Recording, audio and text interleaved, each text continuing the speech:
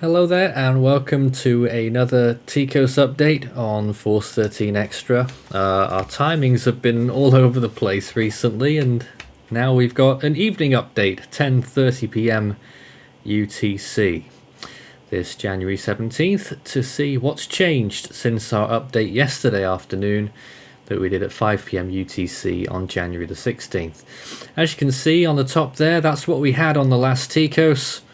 We were unclassified, but there were 3 systems that were in the 20s. Cody actually was still the highest with 27. It was passing New Zealand. That score should be down quite a bit today. Tiffany was still going as well. That should be down as well. And H1 was something that we were watching out for with 25 points. We'll have to see how that has gone about in our update tonight. As we go along tonight's update, I'll be having my Legacy Force 13 cup of tea. Legacy mug this, from 2016, would you believe? So that's quite nice. I used to be in a big regime back in 2020 in the mornings. Every morning, cup of tea, 10:30 in the morning, to do the TCOS updates. Very nice it is indeed. Anyway, let's get on to the actual TCOS update. And this is what the Atlantic is looking like right now. This is the 18Z model runs. And not much to speak of, is there? A lot of US East Coast action upcoming in the next 5 days, but nothing tropical. Now, those who have been watching recently will have been possibly excited by what the Eastern Pacific might be throwing up. Well, let's see what the latest revision of the model shows, the GFS at least. There it is again. Doesn't look quite as impressive this time, at least on its early stages. Still a big question mark as to its tropicality and whether it has a chance. I must say though, it doesn't look as convincing on that latest run.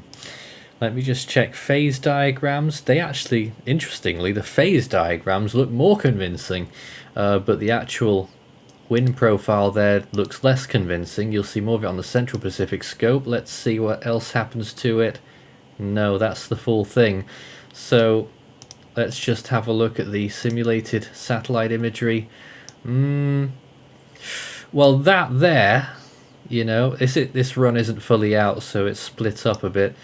You know, it's got a chance, but I feel that chance has decreased looking at that latest run there.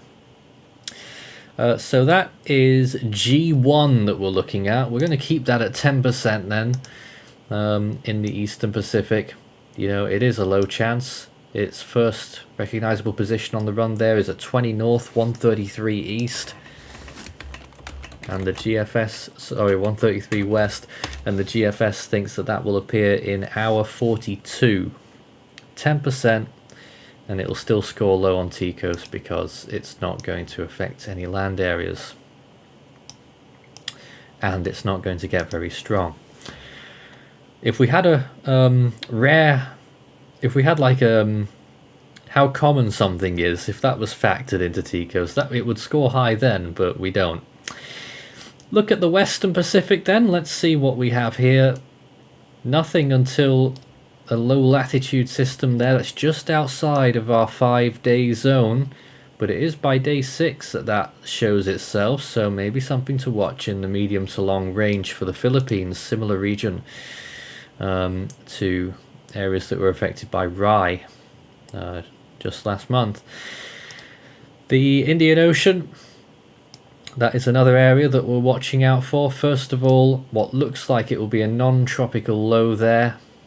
That looks quite clear to me. Then there's this that pops up, 1005 millibar low at hour 66, 10 degrees south, 60 degrees, 59 degrees east. So we'll just change those coordinates. It was 10% last time. This is F1. And there it is once again. And it stays in the same place for ages there. And look at that. Oh my goodness me. That is long range, but that is some extraordinary view there. A 954 and a 948 right next to each other. I mean, that would be something to behold. If that happens, I doubt it. But the system forming in the first place, that looks to be becoming a lot more likely. Let's see if we've got some good ensemble pickup on this. Yes, they're not sure about track, but there's good ensemble support there. So that would nudge it from a 30 to a 40% in my book at least. I would have gone with 30 if there wasn't so much model consensus, but we'll go with 40% on that. The other one that eventually forms there, I think we can just about mark that, yep, because it's precursor system there at hour 96. So this is one that we're going to mark as well. I1 will be its code, and it will take me a little minute to get all that in and just borrow it over from the other cells there. Working and presenting at the same time, not the easiest thing to do in the world. And the position for this would be 7 south, 83 east, and that will have a 10% for now. TCOS score for both of those. The second one, obviously, since it's long range stuff there, it won't get many points. That's just about as far as it would extend. So by that point, it's not making landfall and it's not particularly strong, so it doesn't get many points. But the other one, F1, 984 by that point. And is it affecting any land? It's not far from Agalega, but it's not close enough. So at the moment, it would not be on its way to affecting any land, but its forecast intensity would be going right up there. Although even still, it doesn't give us that many points for F1, just a total of 6. Let's check the Australian region. Now you may remember that there was that system coming in from Indonesia that would become a tropical cyclone. Is the GFS still keen? Well, you can still see it, but it is much, much weaker. In fact, I don't think that even becomes a tropical cyclone, although it tries. I think it would be unfair to take it off just yet, so we'll have that at 8 south, 129 east again, but from 20% it'll be down to 10% looking at that. And I imagine the score won't be quite so high either. Let's have a little look at the score. Yep, much lower, down to 13 points. That's Australia. The Southwest Pacific. How's that looking now? Well, you can definitely see Cody. That looks, I've not seen satellite imagery of that, but at least from the pressure illustration, that looks pretty damn cool. I'm just gonna, just for my own curiosity, have a look at some of the satellite imagery whilst I'm here. Regrettably, I'm unable to show you myself. Yeah, it looks alright. Doesn't look as impressive on the satellite image, but not too bad. But it is still traceable, of course, so it is still going to be on TCOS. And actually, I forgot about Tiffany.